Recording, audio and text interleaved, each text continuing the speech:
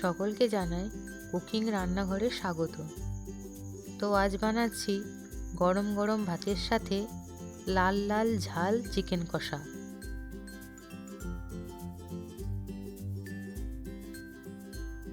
তো চলুন রান্নাটা করে ফেলি। প্রথমে আমি এখানে 500 গ্রাম চিকেন ভালো করে ধুয়ে নিয়েছি। এরপর এখানে 6টা মিডিয়াম সাইজের আলু নিয়েছি। আলুগুলো চামচ দিয়ে একটু ফুটো করে নেব। এখানে আমি 150 গ্রাম পেঁয়াজ নিয়েছি, কয়েকটা কাঁচা লঙ্কা,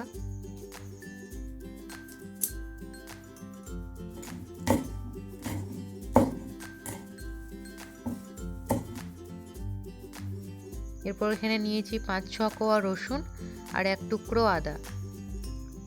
এটাও আমি থেতো করে নেব। তো চিকেন কষা বানানোর জন্য কিন্তু তেলের পরিমাণ একটু বেশিই লাগে। তো তেল দেওয়ার পর আলুগুলো আমি ভালো করে ভেজে নেব। নুন দিলাম,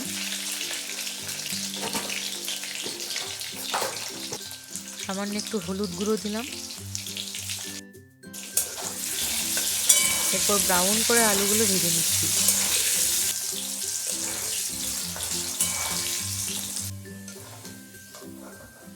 তো ভাজা কমপ্লিট। এরপর তেলের মধ্যে দিয়ে দিচ্ছি একটা এলাচ, একটা তেজপাতা আর কেটে রাখা পেঁয়াজগুলো নরম হওয়া পর্যন্ত আমি নাড়ব। কাঁচা লঙ্কা কুচি দিলাম।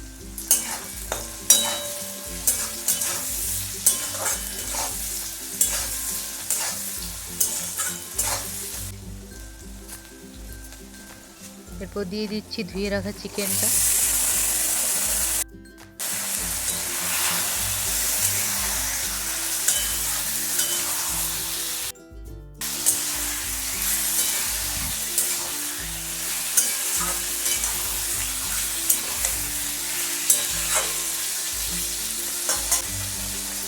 সামান্য একটু লবণ আর একটু হলুদ গুঁড়ো।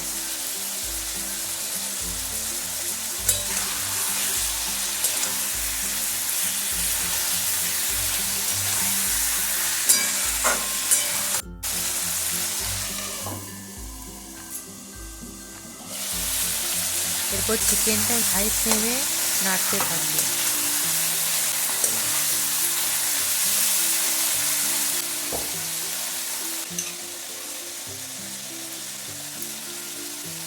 থেতো করে রাখা আদা আর রসুনটা দিয়ে দিচ্ছি।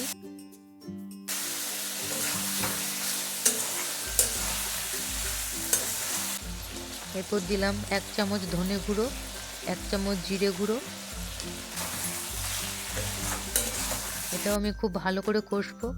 এই সময় কিন্তু আমি ফ্লেমটা একদম কমিয়ে দিয়েছি, না হলে মশলাটা তলে ধরে যাবে। একটু দিচ্ছি কাশ্মীরি লঙ্কার গুঁড়ো, কালারটা যেন ভালো হয়। চিকেন কষা একটু লাল লাল দেখতে না হলে ভালো লাগে না। একটু লাল লঙ্কার গুঁড়ো,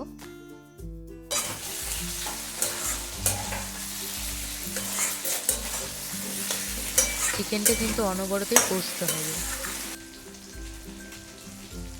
মিট মশলাটা দিয়েও আমি ভালোভাবে কষিয়ে নিচ্ছি।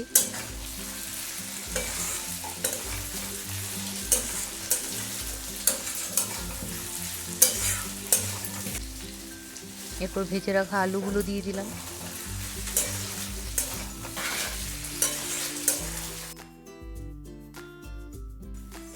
এরপর আমি দিয়ে দিচ্ছি 1.5 গ্লাস মতো জল।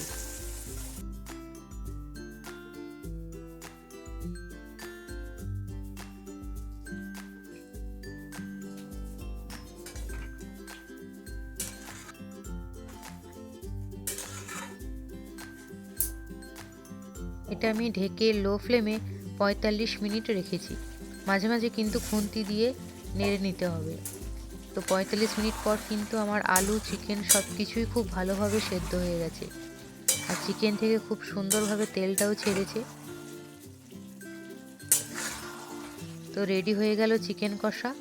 গরম গরম ভাতের সাথে পরিবেশন করুন। আর এই চ্যানেলটি ভালো লাগলে অবশ্যই সাবস্ক্রাইব করুন। Thank you.